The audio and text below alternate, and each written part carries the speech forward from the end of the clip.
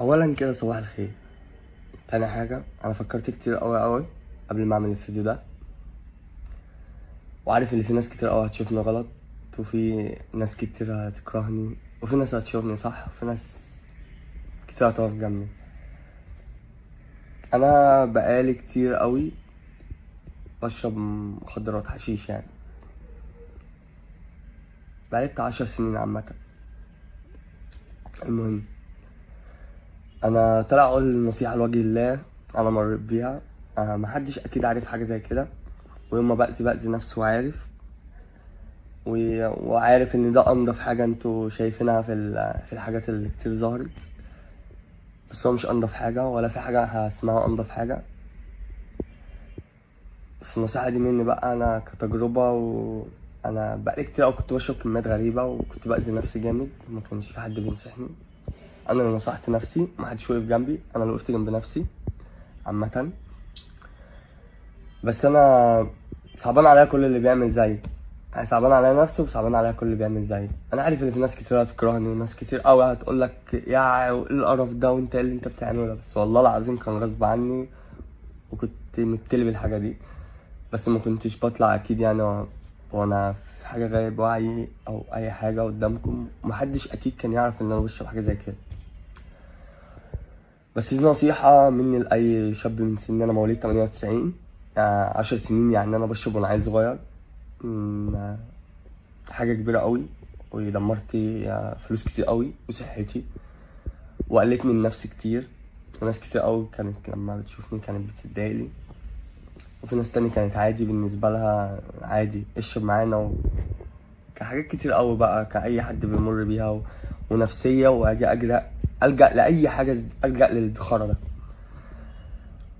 المهم، النصيحة دي مني لأي شاب وأي بنت أو أي حد بيشرب أي حاجة. خاف على اهلك، خاف على شكلك، خاف على صحتك، خاف على فلوسك. ما تخليش حد يقل منك ومن اهلك، ولا من باباك، ولا من مامتك، ولا من اخواتك. كبر من نفسك. الحاجة دي بتعطل المخ، بتدخلك في اكتئاب، 24 ساعة مكتئب. انا عارف ان انت صعب تبعد عن حاجة زي كده، بس انا مش هستناك يحصل معاك نفس اللي حصل معايا. فانا قلت لا، نصيحة لوجه الله لكل الشعب المصري. يعني مش عارف اقول لكم ايه بجد، بس انا عديت فتره والله العظيم ما بقى ما شكرها في نفسي، بس عديت وواجهت كل الحاجات دي لوحدي الفترات اللي فاتت. ولما طلعت قلت الناس تدعي لي، انا كنت بموت عشان ابعد عن الحاجه دي، من غير اي حد يقف جنبي، ومن غير اي حد يضغط عليا، ومن غير اي موقف يحصل معايا. بس حصل موقف معايا كتير وحشه ضايقتني الصراحه، وحسيت ان انا مش وش الكلام ده، وحسيت ان انا لازم افوق.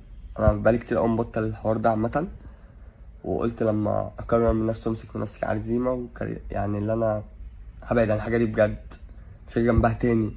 بعد كده بقى اطلع انصح الناس، او ما كنتش عايز اتكلم برضه الصراحه، كنتش عايز اتكلم عشان محدش يشوفني وحش. بس انا بجد بنصح اي شاب او اي بنت، بجد بلاش اي نوع مخدر، بلاش تدخين خالص، بلاش بجد، بلاش تقل من اهلك، بلاش تقل من نفسك، بلاش تقل من كرامتك. هتفوق بجد، هتفوق. انا عارف ان الشعب المصري كله بيشرب، عارف اخواتنا كلها بتشرب، بس دي نصيحة. خليك قوي، علم من والدتك، من والدك، من عيلتك، علم من نفسك، من قيمتك. ما تخليش حد يشوفك وحش. بلاش يحصل معاك موقف مثلا، معلش انا اسف ليك، انت لما بني ادم تاني مهما كان هو ايه سلطته يقل منك بسبب حاجة زي كده، دي مامتك او باباك يشوفوك في الموقف ده، صعب قوي كمان بالنسبة لهم. صعب على نفسك اصلا ان انت تسيب نفسك كده. انا ما كانش في حد ينصحني، ما كانش في حد بيضغط عليا الصراحه. الحاجه دي بتيجي اراده من الشخص، ان انت عايز تعمل كده، عايز تفوق، مش هينفع. انا عارف ان في ناس كتير قوي ما تعرفش الحوار ده طبعا. انا بطلع بوريكوا، انا يوم ما بأذي نفسي زي اي حد هيجي يقول لك انا بأذي نفسي وبشرب لنفسي، وابقى مخنوق وبشرب. على فكره هو اللي بيجيب الخنقه، الحاجات دي هي اللي بتجيب الخنقه وبتجيب الاكتئاب، وتخليك تبعد عن الناس، وتخليك تفكر تفكير وحش، وبتخسسك وبتاكلكش، وحاجات كتير قوي ممكن ناس كتير قوي ما تعرفهاش ولا واخده بالها منها، عشان البتاع ده بيدخلك في دوامه ما بتحسش بيها. بس فوق لنفسك، فوق لصحتك، فوق لفلوسك، فوق لاهلك.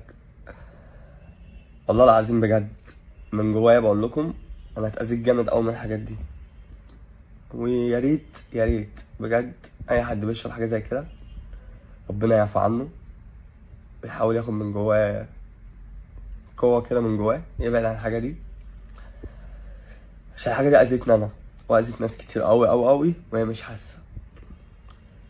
وانا اضعف خلق الله، يعني انا ما كنتش قادر اعمل الحاجه دي لوحدي، بس قدرت عشان ما اشوفش الحاجه دي تأذيني وانا اقعد ساكت. والله ما كنت عايز اتكلم عشان محدش يشوفني وحش وحكم عليا، وانا اسف، بس انا حبيت اقول الكلام دوت، وكنت محتاج كل كلمه حلوه برضو من اي حد. وبجد ربنا يبقى يعفو عنكم ويبعد عنكم اي حاجه وحشه.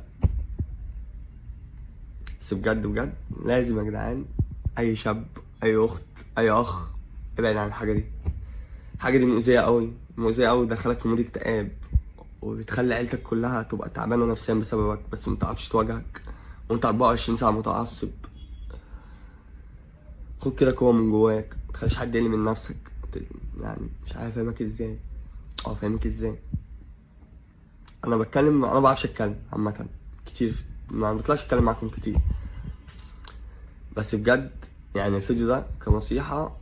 انا عديت فيه 10 سنين بشرب الخرا ده، هو محدش عارف ان انا بشربها طبعا، ومبطلعش ابها بيه طبعا قدام حد، بس ال10 سنين دول عدوا عليا ما عملتش حاجه لنفسي ولا اتقدمت خطوه لقدام.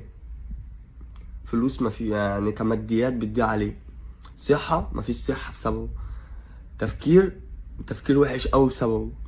بعد عن اهلك، عايز تبعد عن الناس كلها، عايز تقعد في مود اكتئاب 24 ساعه. انت كده مبسوط؟ انا هشرب واتبسط. كسهرات بقى، انا ما بسهرش عامه وما بروحش اماكن دي غير كل فين كده مع زمايلي، بس انا كسهرات كفترات اي حاجه دي نصيحه. اتوقعت عليكم جامد، بس اقسم بالله انا نفسي اتكلم معاكم كتير قوي من اللي انا شفته، وما كنتش عايز برضه اتكلم في نفس الوقت،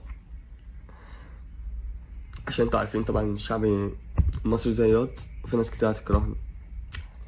بس دي نصيحة لله والله العظيم، لله انا عديت بيها وبحمد ربنا، وفي ناس كتير قوي اخواتي وقفت جنبي وفرحانه لي من قلبي، وناس كتير قوي مبسوطه ان انا عملت خطوه زي دي، اللي عارفاني من جوايا وعارفه شريف. مش عارف اقول لكم بجد، بس يا ريت يا ريت يا ريت اي اخ واي اخت بلاش، والله العظيم بلاش بجد. لازم توقفوا الكلام ده، لازم يا جدعان نعمل ستوب. ازاي اللي احنا فيه ده؟ انا 10 سنين يعني فترة، اقسم بالله انا 98، يعني شباب كلها 98 ما شربتش في فترتي عامة. هو ربنا ابتلاني بيه والحمد لله عافاني عنه. واتمنى اي حد يبقى زيي، وابها باي حد يبقى زيي. انا هبها بيه، انا عارف ان هو كان غصب عنك، وسط اصحابك، وسط السهرة اللي انت بتسهرها، وسط الكلام ده كله، بس ربنا يعفو عنكم بجد زي ما عفى عني الحمد لله.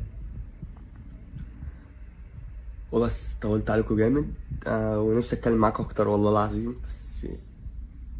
بس انا تعبت نفسيا بسبب البتاع ده، وحصل معايا مشاكل كتير واذاني، وكنت كل ما بيحصل معايا حاجه كنت بزيد الشرب فيه، مكانش حد حاسس بيا. ف بس يعني ربنا يعفو عنكم.